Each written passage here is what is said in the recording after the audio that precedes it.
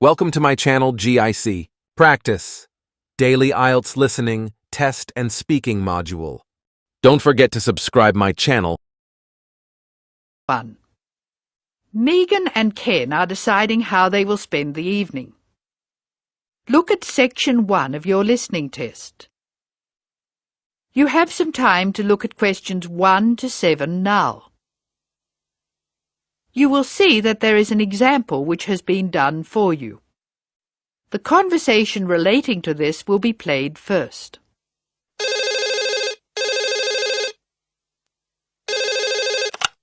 Hello, Megan speaking. Hello, Megan. Hello, Ken. I'm glad you called. Thomas asked me to give you his telephone number. Is that his office number or his home number? I can give you both.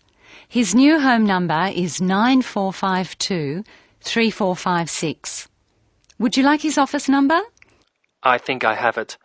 Does 97314322 sound right? That's it. But the home number is 9452-3456. He moved in last week. Good. I've got that. Now, what would you like to do? Thomas's home telephone number is 9452-3456, so letter C has been circled. Now we shall begin.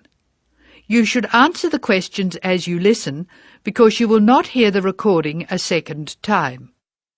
First, you have another chance to look at questions 1 to 7.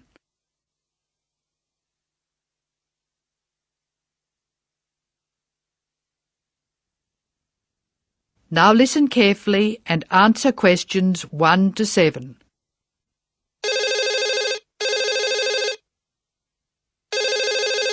Hello, Megan speaking. Hello, Megan. Hello, Ken. I'm glad you called.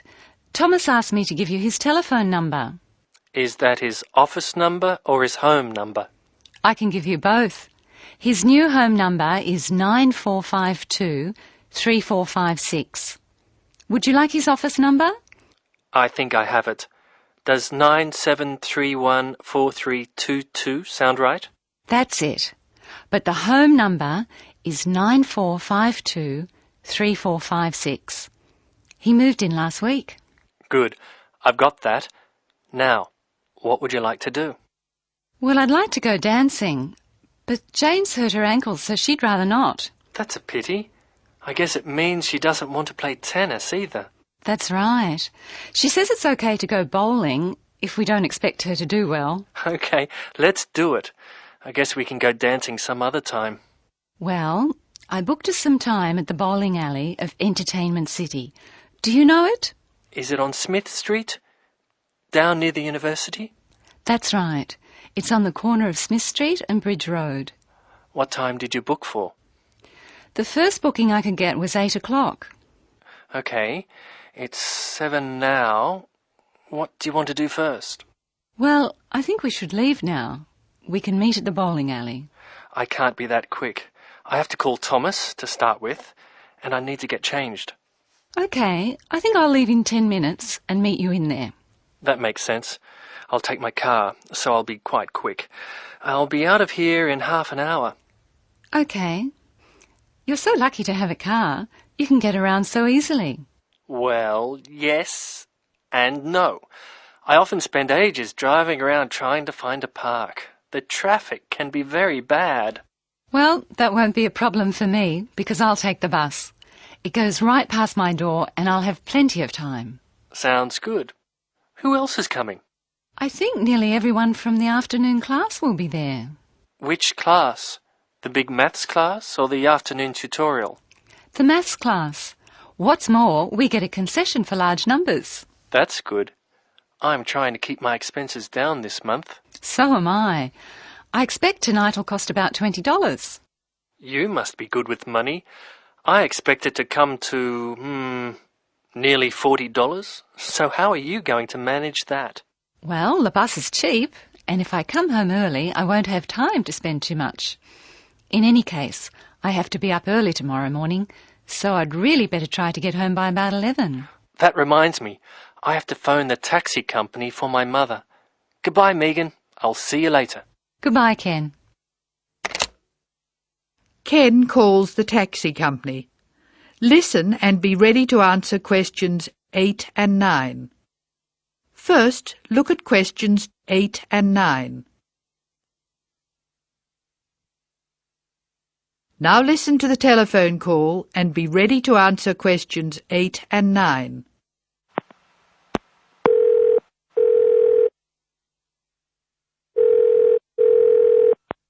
Thank you for calling Acme Cabs.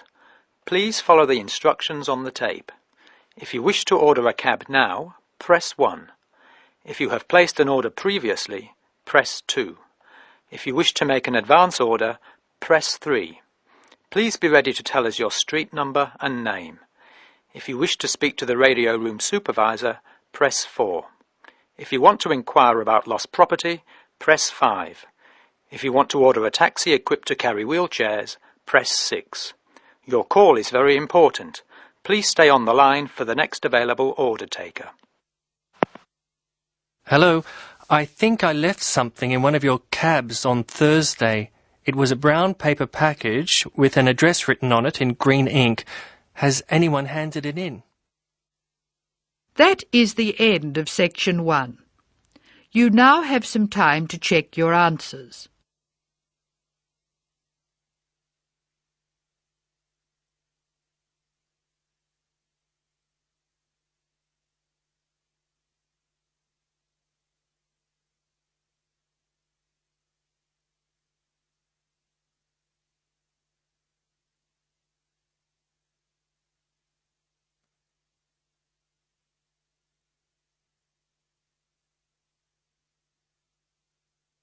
Now turn to section 2.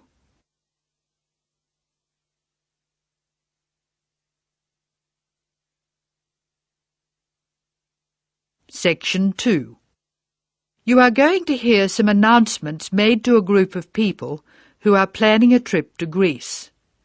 First, look at questions 10 to 15.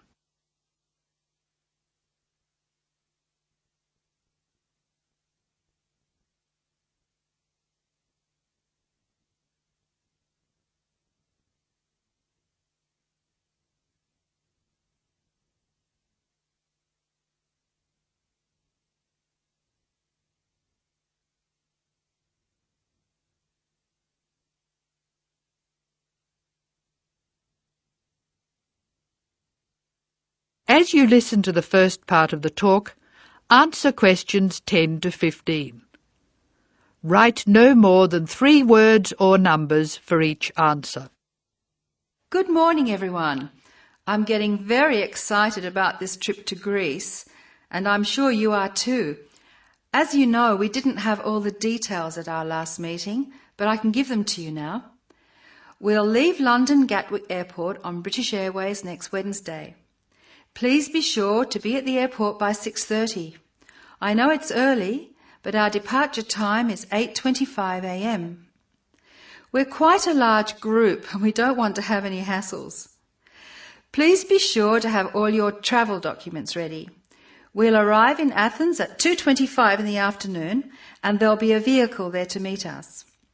It'll be a full-sized coach so everyone can travel together. We'll spend 3 full days in our hotel in Athens, although we're only being charged for 2 nights accommodation, which is good news. The second day we'll go to the National Archaeological Museum to see the enormous collection of ancient Greek works of art, antiques, statues, a brilliant display. We'll eat out at a typical Greek restaurant on Thursday night. It's going to be a very busy time in Athens. Friday morning and afternoon we'll visit historic sites, but we have nothing planned for the rest of the day. On Saturday we're off to the islands, the Greek islands of ancient myth and modern romance. Now the big news. At first we thought we'd take the ferry, but we've been very lucky to secure a sailing boat, which is big enough for all of us. I'm really excited about this part of the trip because we'll see the islands to the best advantage and we'll be able to cruise around and sleep on board. We'll get off at different islands and for one part of the trip we'll have people playing Greek traditional music actually on board with us. Now I'll pass out a brochure with all the details. Now look at questions 16 to 18.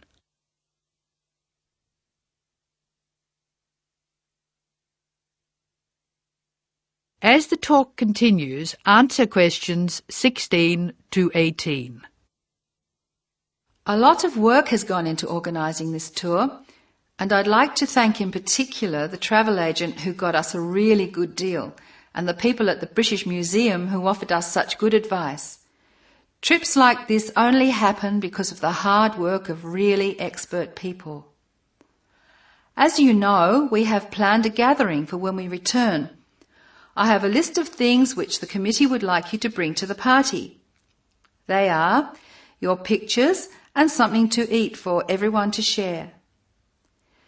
You are almost bound to have people ask what we have in common and why we're travelling as a group. I suppose the answer is that we're interested in learning about old societies and vanished cultures, and we all enjoy travelling. Of course we enjoy fine food too, but that's not as important. Now look at questions 19 and 20.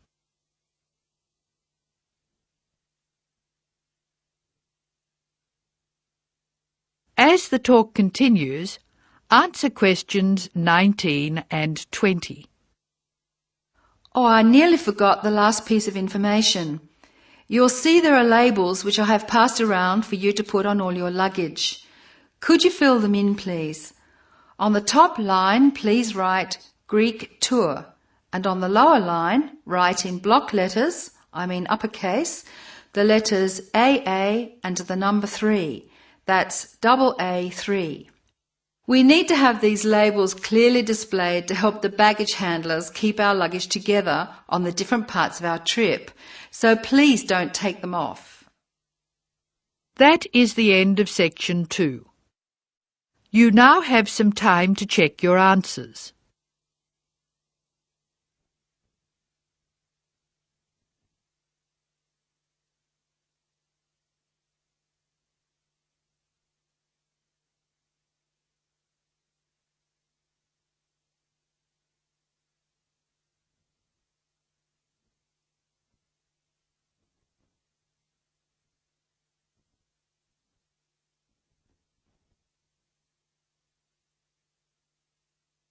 Now turn to section 3. You are going to hear Dr. Joanna Robinson, the course director of a language learning centre, answering questions from reporters from the student newspaper. First, look at questions 21 to 26.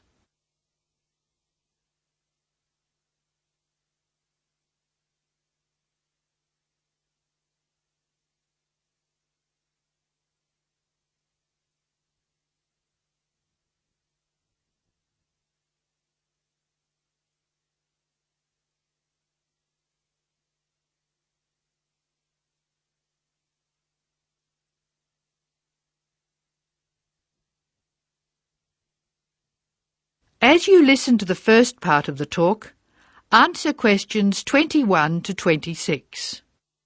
Write no more than 3 words or numbers for each answer. Welcome to the Language Learning Center. I'm Joanne Robinson. You must be the reporters from the Examiner. Please come in and sit down. Hello, Dr. Robinson. Yes, we're from the Examiner. I'm Cheryl Perkins and this is Don Klim. May I start with a question? Did this college really start with Brazilian students? It did. The Language Learning Center was founded in 1985 to look after a group of students from Brazil who wanted to study here. Those 20 students soon grew to 60, and as you can imagine, we had severe accommodation problems. Somebody said you were in the old amenities block, right near the engineering school. They have a good memory. Yes, we were there because the university hadn't believed we would expand so quickly. The problem wasn't solved until we moved into these new premises in Bancroft House in 1987. When did you start taking students from other countries? About 1990. We now have students from 13 different countries enrolled, and we expect a large group from Turkey next month. Yes, we've noticed a lot more advertisements for Turkish restaurants in our advertising section. Well, 40% of our students come from Turkey, by far the largest single national group, and I believe there's been an influx to the rest of the university. There are a lot of Turkish students studying hospitality. Do you offer anything special to the students? Yes, we do. There are several things which make us rather different from other language schools. English is certainly not restricted to English for academic purposes here. Sometimes we have extra classes for students who have particular courses in mind. And we have just said goodbye to a group of 30 Indonesian students who were preparing for a university course in agriculture. They came to us for English for farming, and they were with us for a long time. We miss them. How long do students usually stay at the Language Learning Centre? It varies, so I'll talk about the average. Most of our courses last for 5 weeks, but to make any real progress, a student needs to be here for at least 3 terms. That's 15 weeks. The students do better if they have a little time to settle in at the beginning of the course, and we offer an orientation course that lasts a week. Most students take it. It helps them to settle down, and it gives us plenty of time to test them and place them at the right level. How many people are in each class? We sometimes go up to 18, but our average class size is 14 students, and some classes have as few as 7 participants. It depends on the needs of the group. You were saying that you miss your students when they go. How do you attract students? I mean, how do they hear about the Language Learning Centre in the first place? We're included in the university advertising and marketing, and we have our own website. The thing which works best for us, though, is word of mouth. Students who leave us often send us their friends. In fact, a student who arrived today was carrying a photograph for me of a former student and his baby. It sounds like a nice place to be. It is. A lot of our students make lasting friendships while they're here. Now look at questions 27 to 31. As the talk continues, answer questions 27 to 31. Making friends with other students sounds special enough. I'd like to emphasize that in the student newspaper. We do try to get our students to be part of the wider university. How do you do that? Do you encourage them to join the sports centre, for instance? Indeed we do. The sports center is always looking for active participants, particularly in soccer. Oh, and something else. You might like to mention that we don't teach just English here. I mean, we're a language center, not an English language center. You may learn Spanish, Mandarin, and Russian here, and we can sometimes offer other languages. This means we can have some students who are native speakers of those languages as conversation partners for English-speaking students. Who can do these courses? At this stage, any native speaker of English. What about the people who are learning English? Can they do a non-English language course? At this time, only if they've almost finished their English language course.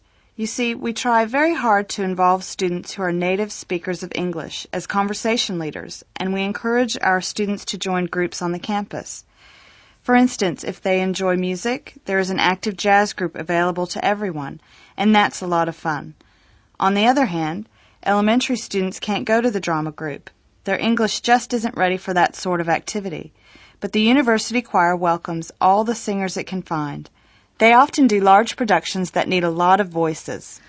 I imagine the special conversation groups are open to all your students. I wish they were. I'm sorry to say they're a special service we provide for elementary students only. Is there anything else I can tell you? I'd be really pleased if you could write about the courses we offer in foreign languages. I think our readers will be very interested in that. Thank you for your time, Dr. Robinson. Yes, thank you very much. Goodbye. Thank you for giving me the opportunity to talk about the center. It's always good to let the rest of the students at the university know what goes on in our classrooms and outside them. After all, many of our students leave us and then study for degrees in various disciplines on this campus. That is the end of section 3. You will now have some time to check your answers.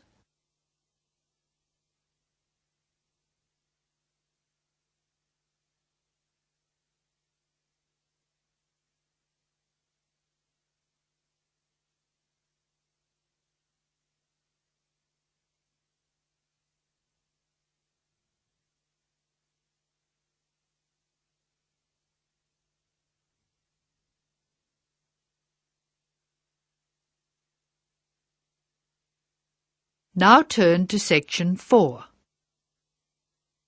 Section 4. You will hear a talk about the pitfalls and pleasures of being a postgraduate student.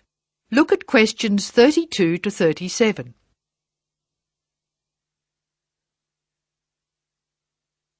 Listen to the speaker's advice and answer questions 32 to 37. Circle the correct letter. Postgraduates are about as easy to define as catching steam in a bucket. Courses can be vocational, for training, as research, as a preparation for research, or a combination of these. Also, you can choose between full-time and part-time. Increasingly, the approach to postgraduate study is becoming modular. The vast majority of postgraduates are doing short, taught courses, many of which provide specific vocational training. Indeed, there has been a 400% increase in postgraduate numbers in Britain over the past 20 years. Current figures stand at just under 400,000. People undertake postgraduate study for many reasons.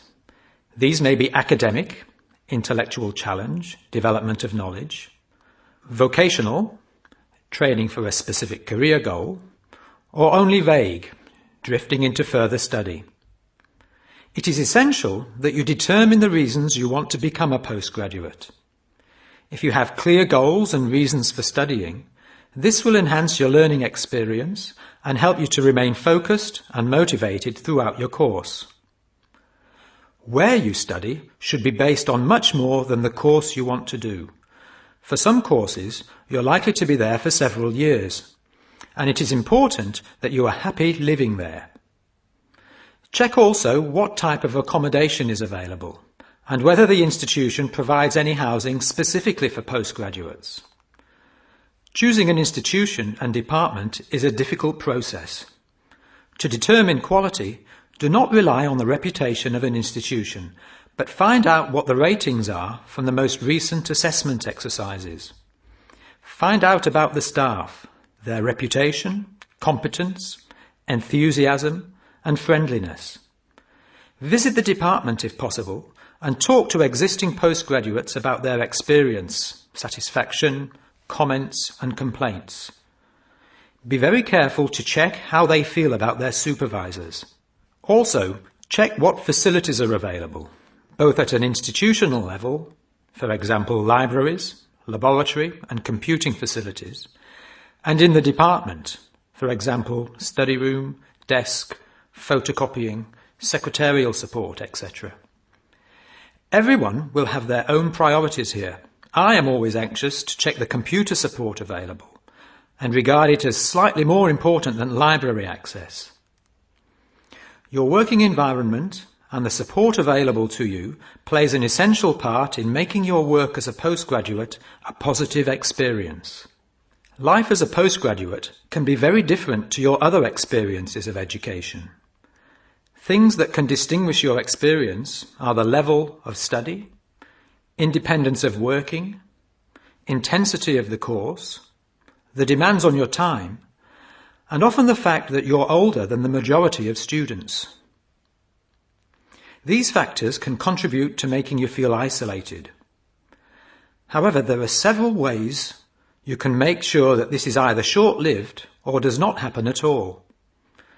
Many student unions have postgraduate societies that organise social events and may also provide representation for postgraduates to both the student union and the institution. Departments can also help to create a sense of identity and community, and often have discussion groups available. Don't be afraid to talk to staff about any difficulties you might be having. Of course, universities provide counselling services, but we have found that the best advice comes from talking to other postgraduates who may have faced similar difficulties. Look at questions 38 to 40. Write no more than 3 words for each answer.